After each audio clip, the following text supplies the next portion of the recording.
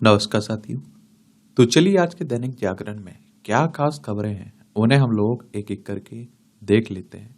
और याद रखिए दैनिक जागरण का राष्ट्रीय संस्करण है, तो इसमें आप लोगों को महत्वपूर्ण खबरें ही देखने को मिलेंगी। अभी हाल ही में आपने देखा होगा कि महाराष्ट्र और झारखंड में विधानसभा के चुनाव थे, कुछ राज्यों में उपचुनाव भी थे, तो उसका रिजल्ट आ चुका है।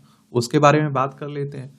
देखिए महाराष्ट्र की अगर हम लोग बात करें ना, तो इसकी राजधानी आप लोगों को मुंबई देखने को मिल जाएगी।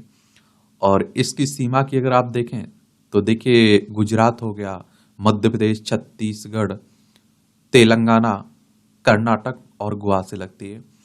1 मई 1960 में से राज्य बनाया गया था। सीपी राधाकृष्णन यहाँ की राज्यपाल आपको देखने को मिलेंगे।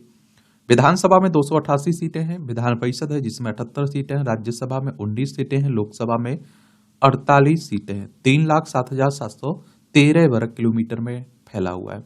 झारखंड की बात करें तो रांची इसकी राजधानी देखने को मिल जाएगी। और देखिए बिहार से अलग करके बनाया गया था राज्य, ये भी याद रखिएगा। और इसकी सीमा आप देखिए बिहार से लगती है, उत्तर प्रदेश से लगती है, छत्तीसगढ़ से लगती है, उड़ीसा से लगती है और पश्चिम बंगाल से लगती है। और इससे आप देखते हैं कि 15 नवंबर सन 2000 में राज्य बनाया गया था। विधानसभा में 81 सीटें हैं, राज्यसभा में 6 सीटें हैं, लोकसभा में 14 सीटें हैं। 79,716 वर्ग किलोमीटर में फैला हुआ है। संतोष गंगवार यहाँ के राज्यपाल आपको देखने को मिल जाएंगे। उत्तर प्रदेश में उपचुनाव हुए थे। देखिए लखनऊ इसकी राजधानी, इसकी अंतर्राष्ट्रीय सीमा नेपाल से लगती है। राज्यों में बिहार, झारखंड, छत्तीसगढ़, मध्य प्रदेश, राजस्थान, हरियाणा, हिमाचल प्रदेश, उत्तराखंड और दिल्ली से लगती है। 8 राज्यों से लगती है और 1 केंद्र शासित प्रदेश से लगती है। विधानसभा में 403 सीटें हैं, विधान परिषद है जिसमें 100 सीटें हैं, राज्यसभा में 31 सीटें हैं, लोकसभा में 80 सीटें हैं। योगी आदित्यनाथ यहाँ के चीफ मिनिस्टर देखने को मिल जाएंगे।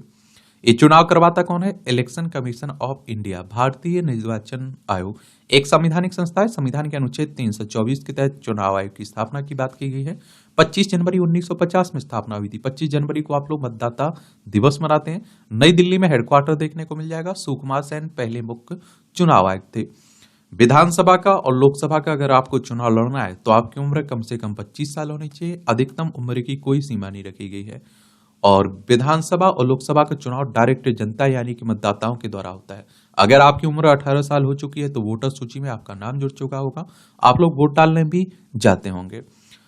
तो देखिए सत्ता में स्थिरता के साथ मतदाता मतदाता ये आप देखिए महाराष्ट्र झारखंड विधानसभा चुनाव से लेकर उपचुनाव तक में मतदाता सत्ता और स्थिरता के साथ खोलकर खड़े नजर आए। उन्होंने जिसे भी जिताया दिल खोलकर विजय दिलाई। दोनों ही राज्य में सत्ता विरोधी लहर के दावे हवा हो गए। महाराष्ट्र में पिछले 50 साल में किसी एक पार्टी या चुनाव पूर्व गठबंधन को इतनी बड़ी जीत नहीं मिली। और झारखंड में हेमंत सोरेन को भी जनता ने सिर आंखों पर बैठाया। और देखिए 288 सीटों में से 236 सीटें भाजपा गठबंधन को मिली हैं। और बहुमत के लिए कितनी चाहिए थी? 145। कांग्रेस गठबंधन को 49 सीटें मिली हैं और अन्य को 3 गई हैं। और यहीं अगर हम लोग झारखंड की बात करें तो 81 में से आप देखते हैं कि झामुमो को 56 सीटें गई हैं उसके गठबंधन को, और भाजपा को 24, अन्य को 1 गई। और बहुमत के लिए चाहिए थी 41 सीटें। और देखिए एक और मुझे ऐसा समझ में आया, देखिए कि जो अभी हाल ही में घोषणाएं हुई ना, चाहे महिलाओं को लेकर आप देखते हैं लाडली बहना बहिका योजना, जो इस तरह की आप लोग आई हुई हैं, इसने काफी फायदा पहुंचाया है। और मुझे लगता है कि हाल की योजनाओं से जनता को ऐसा लगता है कि अभी मिल रहा है, हो सकता है कि नई सरकार आए, कब शुरू करेगा, देगा या नहीं देगा। इसीलिए आप देख रहे हैं कि झारखंड में हेमंत सोरेन की सरकार को लगातार रखने का उन्होंने सोचा, और महाराष्ट्र में बीजेपी को, उसके सहयोगियों को। भाजपा को 132 सीटें आई हैं, वोट परसेंट आया 26.77%। शिवसेना शिंदे को आप देखिए 57 सीटें आई, इन्हें वोट परसेंट आया 12.38%। अजीत पवार की राकापा को आप देखिए 41 सीटें आई, 9.01% वोट आया। वहीं आप देखिए महाविकास अघाड़ी में आप देखिए कांग्रेस को 16 सीटें मिली हैं, 12.42% वोट मिला है। और आप देखते हैं कि शिवसेना उद्धव गुट को 20 सीटें मिली हैं, 16% वोट मिला है। राकापा शरद पवार को 10 सीटें मिली हैं, 11.28% वोट मिला है। एक और आपको बता दो, जीत के 5 बड़े कारण माने जा रहे हैं। राष्ट्रीय स्वयंसेवक संघ ने पूरी तरह से कमान संभाली थी। आरएसएस और भाजपा कार्यकर्ताओं ने घर घर जाकर काम किया। माझी लाड़की बहना जैसी योजनाओं से महिलाओं ने जमकर साथ दिया। मराठा और ओबीसी से तालमेल बैठा लिया। साथ ही दलों में आपस में कोई तकरार नहीं सुनाई दी है। आरएसएस के बारे में जान लीजिए। राष्ट्रीय स्वयंसेवक संघ की बात हो रही है। हिंदू राष्ट्र हिंदुत्व की बात करता है, बीजेपी का सहयोगी माना जाता है। नागपुर में हेडक्वार्टर देखने को मिलेगा। 27 सितंबर 1925 में इसकी स्थापना हुई थी। केबी हेडगेवार इसके फाउंडर हैं। और देखिए उत्तर प्रदेश में आप देखिए जो उपचुनाव हुए थे ना, तो यहाँ आप देखते हैं कि कितना 9 में से 7 सीटें बीजेपी ने जीती हैं, 2 सीटें भाजपा ने जीती, किसने, समाजवादी पार्टी ने जीती है। तो अन्य राज्यों में इन दलों ने जीत हासिल की है। देखिए राजस्थान में भाजपा ने 7 में से 5 सीटें, 3 कांग्रेस ने छीने। बंगाल में तृणमूल कांग्रेस ने सभी 6 सीटें जीती हैं। पंजाब में आपने कांग्रेस से छीनी 3 सीटें, एक उसके हाथ गवाई। राज्य में आप देखते हैं 94 वाली यह अब तक की सबसे बड़ी पार्टी बनी है। मध्य प्रदेश में मौजूदा वन मंत्री रामनिवास विजयपुर से चुनाव हार गए। बुधनी में भाजपा की जीत का अंतर 87% घटा है। अच्छी टक्कर दी है कांग्रेस ने। उत्तराखंड के केदारनाथ में को अब तक के सर्वाधिक 23,814 मत मिले। छत्तीसगढ़ के रायपुर दक्षिण में भाजपा की लगातार 9वीं जीत हुई है। असम उपचुनाव में राजग की भारी जीत, 4 सीटें बरकरार रखी, जबकि राम सामगुरी सीट कांग्रेस ने छीनी। कर्नाटक में कांग्रेस ने तीनों विधानसभा सीट संदूर, गांव व चन्नपटना में जीत हासिल की है। गांव और चन्नपटना क्रमशः भाजपा और जद के पास थी। केरल में कांग्रेस ने पलक्कड़ सीट, जबकि एलडीएफ ने चिलवकारा सीट बरकरार रखी है। और देखिए अगर हम झारखंड की बात करें तो झामुमो ने 34 सीटें जीते हैं, 23.44% वोट आया। कांग्रेस ने 16 सीटें जीते हैं, 15.57% वोट आया। और राजद ने आप देखते हैं कि 4 सीटें जीते हैं, 3.44% वोट आया। भाकपा माले ने 2 सीटें, 0.19% सीटें आए। राजग ने आप देखते हैं कि 21 सीटें जीती हैं, 33.18% वोट मिला है उन्हें। जदयू ने 1 सीट जीती है, 0.81% मिला है। लोजपा ने 1 सीट जीती, 0.61% वोट आया। आजसू ने 1 जीती है और 3.54% वोट आया। जीत के 5 बड़े कारण माना जा रहा है। मुफ्त बिजली योजना का मिला भरपूर लाभ। मैया सम्मान योजना के कारण महिलाओं का अपार समर्थन मिला। सोरेन और उनकी पत्नी कल्पना का धुआंधार प्रचार अभियान रहा। कांग्रेस, राजद, भाकपा माले में सीटों का बेहतर तालमेल। भाजपा के प्रचार के मुकाबले ध्रुवीकरण पर रोक लगाने में सफलता पाई इन्होंने, हेमंत सोरेन ने। तो ये कारण है कुछ। कसौटी पर खरे नहीं उतरे, इलाज की सलाह से दूर रहें कैंसर रोगी। टाटा मेमोरियल अस्पताल ने कहा कि चिकित्सक ने लें सलाह। सिद्धू ने किया था पत्नी के कैंसर को हल्दी और नीम से दूर भगाने का दावा। 262 कैंसर विशेषज्ञों ने कहा कि सिद्धू ने अपने दावे के समर्थन में नहीं दिए कोई सबूत। इनकी पत्नी को हुआ था ना, आपने देखा होगा कि कैंसर सिद्धू की, तो उसी के लिए बात हो रही है। लागत और कर्ज बढ़ रहा है लेकिन नहीं बढ़ रही है उपज। किसानों की समस्याओं को लेकर सुप्रीम कोर्ट द्वारा नियुक्त समिति ने कहा कि किसानों की लागत और किसी कर्ज का बोझ बढ़ रहा है लेकिन किसी उपज नहीं बढ़ रही है। समिति ने अपनी अंतरिम रिपोर्ट दाखिल की है। इसमें कृषि संकट के कारणों के बारे में विस्तार से जानकारी दी गई है, जिनमें स्थिर उपज, बढ़ती लागत और कर्ज और अपर्याप्त मार्केटिंग सिस्टम शामिल है। एक और यहाँ आप लोगों को बात बता दूं, सुप्रीम कोर्ट हमारी सर्वोच्च अदालत है। संविधान के अनुच्छेद 124 के तहत सुप्रीम कोर्ट की स्थापना की बात की गई। 28 जनवरी 1950 में स्थापना हुई थी। आपको पता है हमारे यहाँ खेती किसानी से हम लोग भी जुड़े हुए हैं। हमारे यहाँ पता है कहते हैं कि इस बार मूंगफली की खेती हुई थी। आप देखते हैं कहते हैं कि जितना लागत लगी ना उससे ज्यादा उसकी फायदा नहीं हुआ है। आप देखते हैं कि लगभग घाटे ही में रही है ये फसल, क्योंकि आमदनी आप देखते हैं कि वो ऋण लेना पड़ता है किसानों को बिचौलियों से। खाद बीज महंगा हो ही रहा है, डीजल महंगा हो ही रहा है, लेकिन आप देखते हैं कि उस एवज में फसल के दाम नहीं बढ़ रहे हैं, उपज भी नहीं बढ़ रही है, अब घट रही है उपज। अमेरिकी एजेंसी के आरोपों पर अडानी को समन। रिश्वत देने का मामला है ना जो अमेरिकी सिक्योरिटी एंड एक्सचेंज कमीशन ने जो लगाया। न्यूयॉर्क की अदालत की ओर से भेजे गए समन का 21 दिनों में देना है जवाब। अडानी उनके भतीजे पर 2,200 करोड़ रुपए रिश्वत देने का आरोप है। अडानी समूह के सीएफओ बोले पोर्टफोलियो कंपनियों पर आरोप नहीं है। तो देखिए अब क्या हो, हमारे देश में भी जांच तो होनी चाहिए। देखिए एक बात आप लोग जान लीजिए, क्योंकि ये बहुत गंभीर एक तरह से आरोप है। सियासत में विश्वसनीयता के साथ रेवड़ी भी जरूरी है। हरियाणा के बाद आप देखिए महाराष्ट्र ने भी दिए लोकसभा चुनाव के सारे गणित हेमंत के लिए। झारखंड में वापसी बड़ी जीत, लेकिन विपक्ष में नहीं जगा उत्साह। स्मॉग से राजधानी में फिर बड़ा सांसों पर संकट। दूसरे दिन भी दिल्ली देश में सर्वाधिक प्रदूषित, कटिहार दूसरे स्थान पर आया। स्मॉग व हवा की गति कम होने से बड़ा प्रदूषण 423 रहा है ईयर इंडेक्स। सांस लेना दुश्वार हो रहा है दिल्ली में। तो ये आपकी राष्ट्रीय राजधानी से जुड़ी हुई खबरें हैं। केंद्र शासित प्रदेश है दिल्ली। विधानसभा में 70 सीटें हैं, राज्यसभा में 3 सीटें हैं, लोकसभा में 7 सीटें हैं। डीएसएफडीसी कर्मचारियों के लंबित वेतन मुद्दे का समाधान करे सरकार, एलजी कह रहे हैं।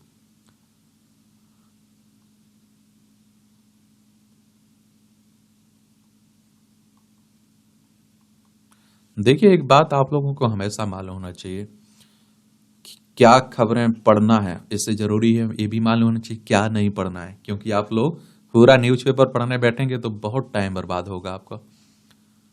ये जेएलएन स्टेडियम में 2 सांझ के कंसर्ट के बाद एनजीटी ने लिया संज्ञान। कहा कि स्टेडियम में ठोस अपशिष्ट प्रबंधन नियमों और पर्यावरण संरक्षण अधिनियम का उल्लंघन हुआ है।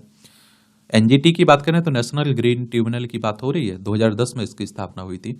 डीप फेक की जांच के लिए गठित समिति के सदस्यों को करें नामित, हाईकोर्ट कह रहा है। आजकल खूब आप देख डीप फेक की बातें चल रही हैं। विजेता नहीं निकाल सकेंगे जुलूस, लाउड स्पीकर पर भी होगी रोक। डीसी या दिल्ली विश्वविद्यालय छात्र संघ के चुनाव की बातें हो रही हैं उससे। ये जलवायु आपदा भी खाद्य सुरक्षा को कर रहे हैं प्रभावित। समिति ने यह भी कहा है कि जलवायु आपदा और उसके घातक परिणामों, जिसमें घटता जल स्तर, बार बार सूखा पड़ना, कुछ क्षेत्रों में अत्यधिक वर्षा का पैटर्न, भीषण गर्मी आदि कृषि क्षेत्र और खाद्य सुरक्षा के बड़े पैमाने पर प्रभावित कर रहा है। और फसल अवशेषों का प्रबंधन भी कृषि में गंभीर चुनौती बन गया है। देश भर में किसान आत्महत्या कर रहे हैं। 1995 से लेकर अब तक 4 लाख से अधिक किसानों और कृषि श्रमिकों ने आत्महत्या कर ली है। आप सोचिए कि जो सबका पेट भर रहे हैं उनकी आप देखते हैं स्थिति ये है। और इसीलिए तो कहते हैं कि किसानों के बारे में जरूर सोचना चाहिए। हमारे देश का एक तरह से अर्थव्यवस्था किसान ही रहे हैं, आप देखेंगे। और एमएसपी पर कम से कम वो कहते हैं कि कानून ऐसा बना दीजिए कि कम से कम हमारी फसल के अच्छे दाम मिलते रहें, क्योंकि अभी उन्हें बिचौलियों के द्वारा लूटा जाता है। हमें भारत खाद्य एवं औषधि प्रशासन की जरूरत है, हमारी वित्त मंत्री कह रही हैं सीतारमन। महाराष्ट्र के नतीजों के बाद संसद सत्र में बदला दिखेगा राजनीतिक माहौल। अदानी समूह के ताजा विवाद पर आक्रामकता, विपक्ष को लगा झटका। देखते हैं क्या होता है। देश को मिला पहला संविधान संग्रहालय। एआई तकनीक से डॉक्टर अंबेडकर की आवाज में मिलेगी संविधान की जानकारी। दस्तावेजों की प्रतिमा भी मौजूद है। बिरला बोले, पूरी दुनिया को वसुधैव कुटुंबकम का संदेश दिया। एआई आर्टिफिशियल इंटेलिजेंस की बात हो रही, कृत्रिम बुद्धिमत्ता की। आजकल आप देखते हैं कि खूब इसका उपयोग हो रहा है। और आप लोगों को एक और मालूम होगा कि संविधान की बात करें तो 26 नवंबर 1949 को कुछ प्रावधानों के साथ आ चुका था और बन के तैयार हो चुका था। इसलिए आप देखते हैं कि 26 नवंबर को आप लोग संविधान दिवस मनाते हैं। 26 जनवरी 1950 में पूरी तरह से लागू हुआ था। तो आप देखते हैं कि क्या इसे मनाते हैं गणतंत्र दिवस के रूप में। ठीक है, चलिए ये भी याद रखिए। कश्मीर में परवान चढ़ रहा है पर्यटन उद्योग। पर्यटन क्षेत्र हमारी अर्थव्यवस्था में बड़ा योगदान भी देता है। ये आप देखिए, 4 धाम की वहन क्षमता पर एनजीटी ने उत्तराखंड सरकार से मांगा जवाब। एनजीटी ने चारों धामों में यात्रियों की बढ़ती भीड़ के दृष्टिगत वाहन क्षमता का पालन न होने पर जताई है चिंता। और देखिए, उत्तराखंड है, देहरादून इसकी राजधानी, इसकी सीमा चाइना नेपाल से लगती है। राज्यों में उत्तर प्रदेश, उत्तराखंड की सीमा हिमाचल प्रदेश से लगती है। उत्तर प्रदेश से अलग करके बनाया गया था ये राज्य। विधानसभा में 70 सीटें हैं, राज्यसभा में 3 सीटें हैं, लोकसभा में 5 सीटें हैं। पुष्कर सिंह धामी यहाँ के चीफ मिनिस्टर हैं। आयोग नापा अध्यक्षों और सदस्यों को हटा सकता है राज्य चुनाव आयोग। ये हरियाणा नगर पालिका संशोधन अधिनियम की वैधता पर हाईकोर्ट ने लगाई मुहर। हाईकोर्ट ने माना कि संवैधानिक ढांचा राज्यों को बुनियादी विवादों पर वैधानिक व्यवस्था बनाने की अनुमति देता है। देखिए, जो जिस तरह से आप लोग लोकसभा, राज्यसभा, विधानसभा, विधान परिषद हो, चाहे आप देखिए राष्ट्रपति, उपराष्ट्रपति के चुनाव की देखभाल के लिए भारतीय निर्वाचन आयोग है ना, उसी तरह से जो स्थानीय चुनाव होते हैं ना, उनके लिए राज्य चुनाव आयोग होता है। ठीक है। कार्बेट टाइगर रिजर्व में दिसंबर से बाघों की गणना, 500 कैमरे लगेंगे, आप देखेंगे। 2022 में राष्ट्रीय बाघ संरक्षण प्राधिकरण ने जो आंकड़े जारी किए थे उसके अनुसार यहां 260 बाघ हैं। चीनी मिलों की बढ़ेगी वित्तीय क्षमता। सहकारिता मंत्री अमित शाह ने चीनी मिलों को 25,000 करोड़ रुपए देने का दिया सुझाव। कार्बन से सुरक्षित लेह में दौड़ने लगी ग्रीन हाइड्रोजन वाली बसें। केंद्रीय ऊर्जा मंत्री ने दिखाई हरी झंडी। बस में 12 किलोमीटर की यात्रा भी की। 25 किलोग्राम हाइड्रोजन भरने पर 300 किलोमीटर आप देखिए दूरी तय कर सकती है बस। और हाइड्रोजन पर्यावरण के लिए भी अच्छा है, ये भी मानिए आप लोग। ग्रीन हाइड्रोजन क्यों? तो इलेक्ट्रोलाइजर से पानी का विघटन कर हाइड्रोजन गैस पैदा की जाती है। चूंकि इस विघटन प्रक्रिया के लिए हरित ऊर्जा अर्थात सौर ऊर्जा का इस्तेमाल होता है, इसलिए इसे ग्रीन हाइड्रोजन कहते हैं। हाइड्रोजन को फ्यूल सेल में स्टोर करने के साथ ऑक्सीजन को भी सिलेंडर में स्टोर कर इसे इस्तेमाल किया जा सकता है। 13,000 पौधों के बराबर ऑक्सीजन पैदा करेगा ये भी याद रखें। ये ग्रीन हाइड्रोजन परियोजना का दोहरा फायदा है। यह वर्ष 2000 वर्ष में 350 टन कम कार्बन उत्सर्जन हो करेगा। वायुमंडल में 230 टन शुद्ध ऑक्सीजन का योगदान देगा। यह लगभग 13,000 पौधे रोपण के बराबर है। ग्रीन हाइड्रोजन को दुनिया का सबसे स्वच्छ ईंधन माना गया है और इसमें सह उत्पाद के तौर पर आप देखिए केवल पानी ही निकलता है। कार्बन मुक्त लद्दाख का सपना। दूर दराज के इलाके में डीजल जनरेटरों को हटाकर ग्रिड से बिजली उपलब्ध कराई जा रही है। परिवहन क्षेत्र में शून्य कार्बन उत्सर्जन वाले वाहनों को बढ़ावा दिया जा रहा है। ग्रीन हाइड्रोजन से बस चलाई जा रही है। भविष्य में इसका उपयोग बिजली पैदा करने में भी होगा। चीन से लगती वास्तविक नियंत्रण रेखा से तटे चोसुलो में ग्रीन हाइड्रोजन से 200 किलो वाट का बिजली परियोजना लगाई जा रही है। प्लास्टिक के इस्तेमाल को रोकने के लिए पानी के लिए एल्यूमिनियम की बोतल का इस्तेमाल किया जा रहा है। अब देखिए ये राजनीति की बातें हो रही हैं। मैं कह रहा हूं ना कि महाराष्ट्र में जीतने वाले को भी भरोसा नहीं कि इतनी भारी हमारी जीत हुई है और हारने वाले को भी भरोसा नहीं कि हम इतना हार गए हैं। चलिए अब ठीक है, एक दूसरे पर आरोप प्रत्यारोप चलता ही रहेगा। ईवीएम चलता ही रहेगा। ठीक है,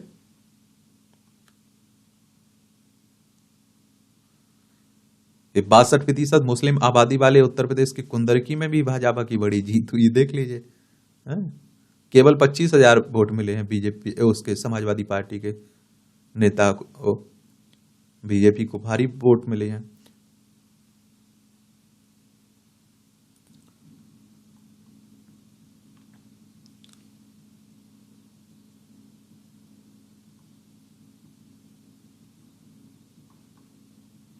ये आप देखते हैं कि वायनाड में भी चुनाव हुआ था ना, राहुल गांधी ने सीट छोड़ी थी लोकसभा की। तो यहाँ आप देखते हैं कि प्रियंका गांधी चुनाव जीत चुकी हैं। ये भी आप देखिए 4.1 लाख से अधिक के अंतर से इन्होंने चुनाव जीता है।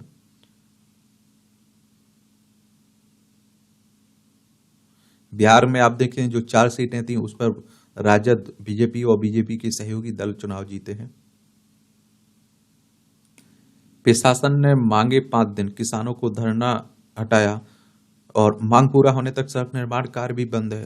भारतमाला सड़क परियोजना प्रशासन किसानों की भी 2.5 घंटे चली। आप देखते हैं कि बैठक के बाद बनी सहमति। भटिंडा की बात हो रही है। सैटेलाइट की मूवमेंट देख किसान जलाने लगे पराली। ये पहले remote sensing centre data satellite से एकत्रित करते थे, अब इसरो करवाता है उपलब्ध। रिकॉर्ड में आने से बचने के लिए सैटेलाइट ना होने पर किसान जला रहे हैं पराली। पंजाब में इस बार 23 नवंबर तक पराली जलाने 10,605 मामले किए गए रिकॉर्ड। इसरो की बात करें तो इंडियन स्पेस रिसर्च ऑर्गेनाइजेशन की बात हो रही है। 15 अगस्त 1969 में इसकी स्थापना हुई थी। बेंगलोर कर्नाटक में इसका हेडक्वार्टर देखने को मिलेगा। फसल के देखिए जो अवशेष बचता है ना, उसमें जो आग लगाते हैं उसी को पराली कहते हैं, जलाना। ठीक है, मुख्य आरोपित के सहकर्मी समेत 3 लोगों को के बयान दर्ज किए गए। एक कोलकाता में जो महिला डॉक्टर के साथ दरिंदगी हुई थी आरजी कर कांड की, उसी की बात हो रही है।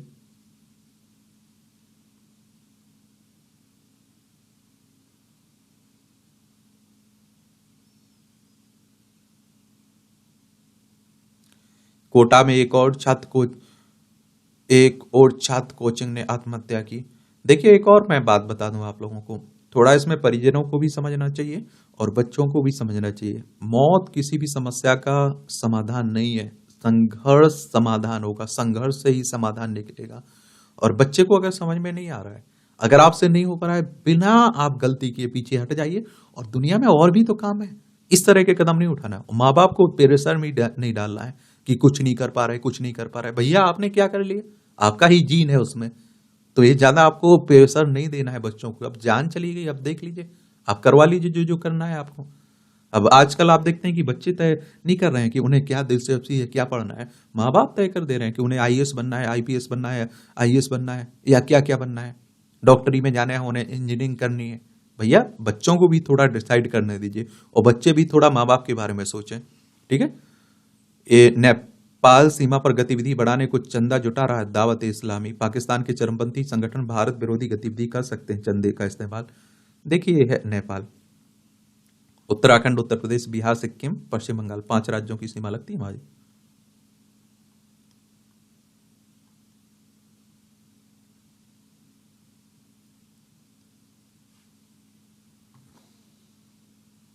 घटना के बाद गोद लिया बच्चा भी अनुकंपा नियुक्ति का हकदार है।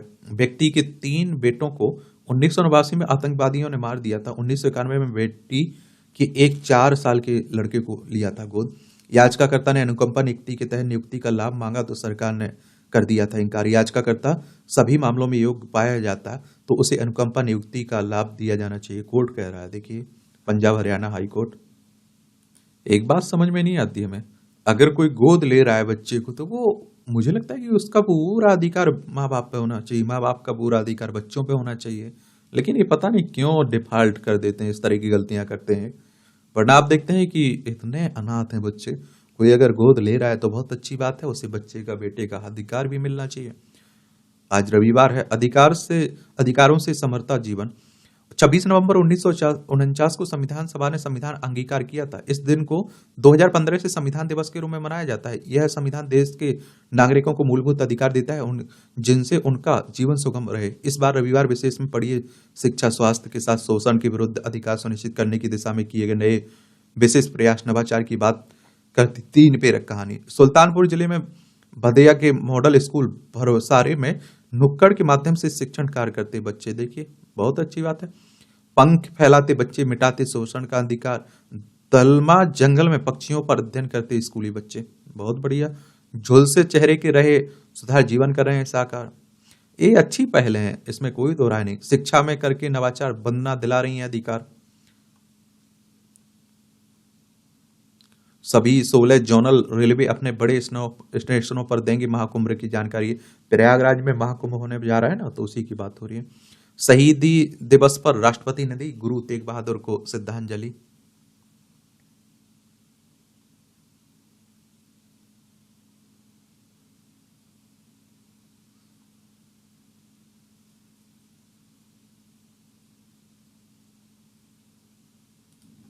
स्टार्टअप्स ने इस सप्ताह 59.6 करोड़ डॉलर जुटाए हैं। अस्थिरता के बीच फार्मा फंड्स में दाव लगाना सही है।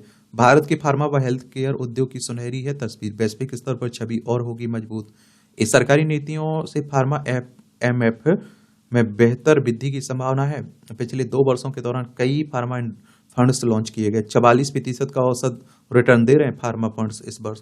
20% हिस्सा कुल आवंटन का इनमें डालने की सलाह दे रहे हैं विशेषज्ञ।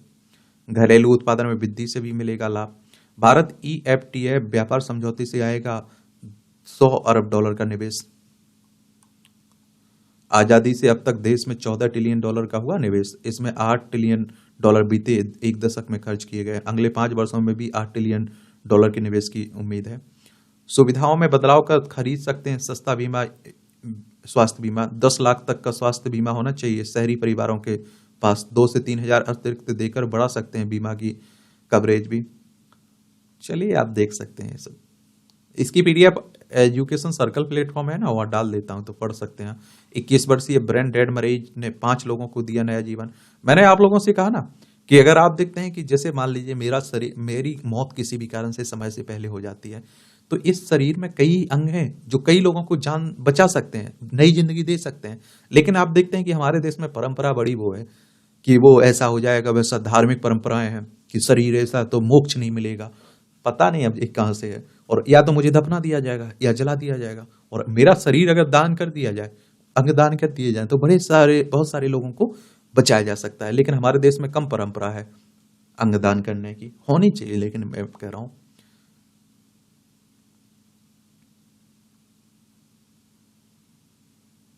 पुराने किले में फिर से ढूंढे जाएंगे इंद्रप्रस्थ के साक्ष्य। दिसंबर से इस खुदाई को कार्य शुरू करने की योजना बना रहा है एएसआई यानी आप समझ रहे हैं, भारतीय पुरातत्व सर्वेक्षण की बात हो रही है। 1861 में इसकी स्थापना हुई थी। ये आप देखिए अंतर्राष्ट्रीय खबरें हैं। इजराइल के हमले में लेबनान में 28 लोगों की मौत हुई। देखिए दुनिया में बढ़िया शांति फैली है। रूस है, यूक्रेन है, यहाँ इजराइल देखने को मिलेगा, लेबनान देखने को मिलेगा। ये भूमध्य सागर है, लाल सागर है, ये हमारा प्यारा भारत है। पाकिस्तान के खैबर पख्तूनख्वा में शिया सुन्नी में भीषण संघर्ष, 37 लोग मारे गए। दर्जनों घायल हुए हैं। देख लीजिए आपस में लड़ रहे हैं। लद्दाख, जम्मू कश्मीर, पंजाब, राजस्थान, गुजरात, 5 राज्यों की सीमा लगती है यहाँ। डोनाल्ड ट्रंप ने बेसेंट को वित्त मंत्री और डेरेमर को श्रम मंत्री नियुक्त किया है। अब डोनाल्ड ट्रंप नए यहाँ के राष्ट्रपति है ना अमेरिका के, तो वो अपनी नई टीम बना रहे हैं। निर्वासित तिब्बती संसद ने चीनी दमन के खिलाफ ब्रिटेन से मांगा सहयोग।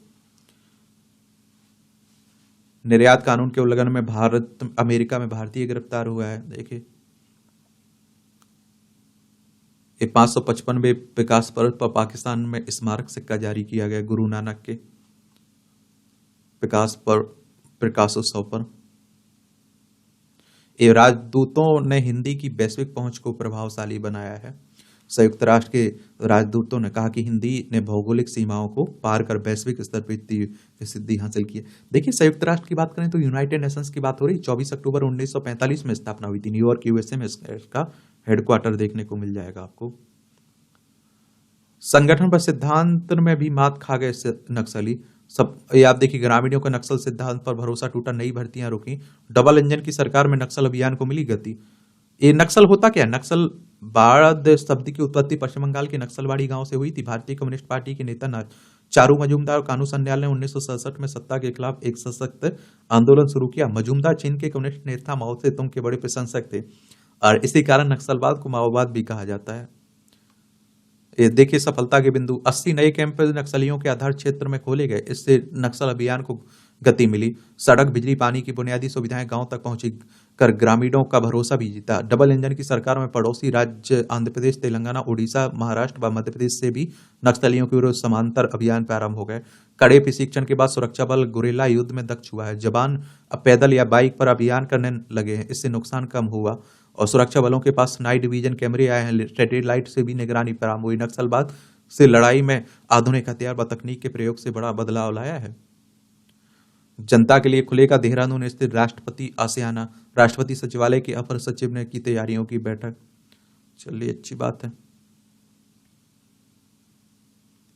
श्रीलंका की सरकार भारत से मधुर संबंध को कटिबद्ध, विक्रम सिंघे कह रहे हैं। ये आप देख लीजिए, पाक जलडमरू मन्नार की पहाड़ी भारत और श्रीलंका के बीच देखने को मिलेगा। हमारा पड़ोसी है। बंगाल के राज्यपाल ने अपनी प्रतिमा का किया अनावरण। चलिए अपना अपना ही कर लो, क्या फर्क पड़ता है। ये आप देखिए खेल से जुड़ी खबरें हैं। ये ओल्ड स्कूल स्टाइल में खेलकर यशस्वी राहुल ने गिरने नहीं दिया एक भी विकेट। भारत ने ऑस्ट्रेलिया पर 218 रनों की बढ़त बनाई है। चलिए सब क्रिकेट की बातें हो रही हैं, दिलचस्पी है तो आपकी देखते होंगे आप लोग जरूर। चैंपियन ट्रॉफी विवाद सुलझाने को कोई बैठक नहीं, पीसीबी कह रहा है, पाकिस्तान क्रिकेट बोर्ड कह रहा है। गुकेश को चुनौती देंगे चीन के लेरेन। खेल डायरी की बातें हो रही है। चलिए पंत बन सकते हैं सबसे महंगे खिलाड़ी आईपीएल के लिए। देखते हैं क्या होता है, देख लिया करिएगा। आपात स्थिति में ग्रेफ लागू करने से नहीं होगा प्रदूषण का समाधान, ये प्रोफेसर त्रिपाठी कह रहे हैं। घर से 43 किलोमीटर दूर इम्फाल में करती हैं प्रैक्टिस से। आप देखें पूर्वोत्तर राज्यों में एक मणिपुर इन दिनों हिंसा के दौर से गुजर रहा है। आए दिन होने वाली आगजनी, विरोध प्रदर्शन और कर्फ्यू की घटनाओं के बीच जहां आमजन जीवन अस्त व्यस्त हो गया, लेकिन यहाँ की खिलाड़ी बेटियों ने अपने हाथों से हॉकी स्टिक को थामे रखा। वह लगातार अभ्यास करती रही। जब हिंसा की वारदातें बढ़ती तो सुरक्षित समय में वह घर से निकलकर खेल के मैदान के पास आकर ठहर गई ताकि अभ्यास में कोई बाधा ना बने। आप देख लीजिए, मैं कह रहा हूं कि जो आपके पास है उसमें बेहतर क्या कर सकते हैं ये आप लोग जानते हैं। आपकी समस्या क्या है, उसका समाधान किस तरह से हो सकता है। बहाने मत बनाइए कि ये नहीं है वो नहीं है। दुनियादारी के जो बहाने बनाते रह जाते हैं वो बहाने ही बनाते रह जाते हैं जिंदगी भर। कैप पहनकर एयर प्यूरिफायर बनेगा एसी। क्या आप वायु प्रदूषण से जूझ रहे हैं और इससे बचाव के लिए एयर प्यूरिफायर खरीदने जा रहे हैं तो जरा ठहरिए। आईआईटी बॉम्बे के विद्यार्थी रवि कौशिक व उनके सहयोगियों द्वारा किए गए इस नवाचार पर नजर डालिए। एक छोटा सा कैप उपकरण एयर कंडीशनर एसी की एयर प्यूरिफायर में बदल देगा। 25,000 से अधिक घरों के एसी पर प्रयोग किया गया है। लागत भी बेहद कम है। महंगे एयर प्यूरिफायर खरीदने से वंचित रह जाने वाले को भी स्वच्छ हवा मिल सके, इस उद्देश्य से आप देखिए किए गए इस नवाचार का एक नजर। चलिए 12 वर्षीय तनिषा ने झुग्गी झोपड़ी से उठकर जीते 24 पदक। पिता को नशे की लत, इसलिए परिवार को आए दिन आर्थिक तंगी का सामना करना पड़ा। माँ दूसरों के घरों में बर्तन धोकर परिवार चलाती है। ऐसी परिस्थिति में भी 5 भाई बहनों में सबसे छोटी तनिषा ने अपने सपनों को जिंदा रखा। वह जूडो और कुरास की राष्ट्रीय राज्य स्तरीय स्पर्धा में अब तक 24 पदक जीत चुके हैं। 2023 में तनिषा ने खेलों में अपनी शुरुआत की। अब आप देख लीजिए, मैं ही कह रहा हूं कि जो लोग मेहनत कर रहे हैं ना और मौका देख रहे हैं ना, जो उनके पास है उसमें बेहतर क्या कर सकते हैं उस पर फोकस कर रहे हैं ना, वो बहुत आगे जा रहे हैं। वरना आप देखिए बहुत सारे लोगों से मिलिए, भैया ये नहीं है वो नहीं है, दुनिया भर के उनकी कमियां ही गिनाते रहते हैं। वो जिंदगी भर मैं कह रहा हूं कि कुछ नहीं करने वाले हैं। तो इसलिए कह रहा हूं कि पॉजिटिव वे में चलिए और हमेशा पॉजिटिव रहिए। यहाँ भी आपको जनरल नॉलेज की जानकारी मिल जाती है, परीक्षा के पॉइंट व्यू से ही पॉइंट मिल जाते हैं। चार्ल्स डार्विन ने थ्योरी ऑफ इवोल्यूशन को दुनिया के सामने रखा। 1859 में आज ही के दिन इंग्लैंड के में विज्ञानी चार्ल्स डार्विन की पुस्तक the origin of species bye means of natural selection प्रकाशित हुई। इसी किताब के एक अध्याय थ्योरी ऑफ इवोल्यूशन में उन्होंने बताया था कि कैसे हम बंदर से इंसान बने। इस पुस्तक को विकासवादी जीव विज्ञान की नींव माना जाता है। पहली बार भारत में दल बदल कानून के तहत हुई कार्रवाई 1988 में। आज ही पहली बार दल बदल विरोधी कानून के तहत लोकसभा सांसद लाल दुहोमा को अयोग्य करार दिया गया। वह मिजोरम से कांग्रेस के सांसद थे। वह कानून 1985 में लागू हुआ था और सांसद मतभेद के बाद 1986 में कांग्रेस से अलग हुए। 2 वर्ष बाद उन पर कार्रवाई हुई थी। 10वीं यानी सोचिए, आप लोग देखते हैं ना, दल बदल से संबंधित है। सिनेमा के आम आदमी कहे जाते हैं अमोल पालेकर। अभिनेता अमोल पालेकर का 1944 में आज ही मुंबई में हुआ था जन्म। कैरियर की आप देखिए शुरुआत क्लर्क की नौकरी की। 1968 में मराठी फिल्म से अभिनय की शुरुआत की। गोलमाल, छोटी सी बात जैसी फिल्मों में जहां उन्होंने अपनी हास्य प्रतिभा को दर्शाया, वहीं बातों बातों में और घरौंदा जैसे गंभीर विषयों वाली फिल्मों से भी नाम कमाया। राजेश खन्ना, अमिताभ, धर्मेंद्र जैसे जितेंद्र जैसे सुपरस्टार वाले दौर में अमोल पालेकर ने अपनी अभिनय शैली से अपने लिए बॉलीवुड में अलग पहचान जगह बनाई। कैंसर को फैलने से रोक सकता है कोविड संक्रमण। जनरल क्लिनिकल इन्वेस्टिगेशन में प्रकाशित शोध में मिली जानकारी। चूहों पर आप देखिए शोध से खुल सकते हैं नए रास्ते। कोविड संक्रमण से कैंसर से प्रभावित कोशिकाओं को फैलने से रोकने में मिलेगी मदद। एआई के आवाज विश्लेषण के जरिए पार्किंसंस रोग के शुरुआती इलाज में मिलेगी मदद। 85 लाख से अधिक लोगों को प्रभावित करता है पार्किंसंस रोग और 3,30,000 मौतें पार्किंसंस से हर साल दुनिया में होती है। 25 वर्षों में पार्किंसंस से पीड़ितों की संख्या दोगुनी हो गई है। आवाज का विश्लेषण पार्किंसंस के बारे में लगा सकता है पता। ये आर्टिफिशियल इंटेलिजेंस की बात हो रही है, ये भी याद रखिएगा।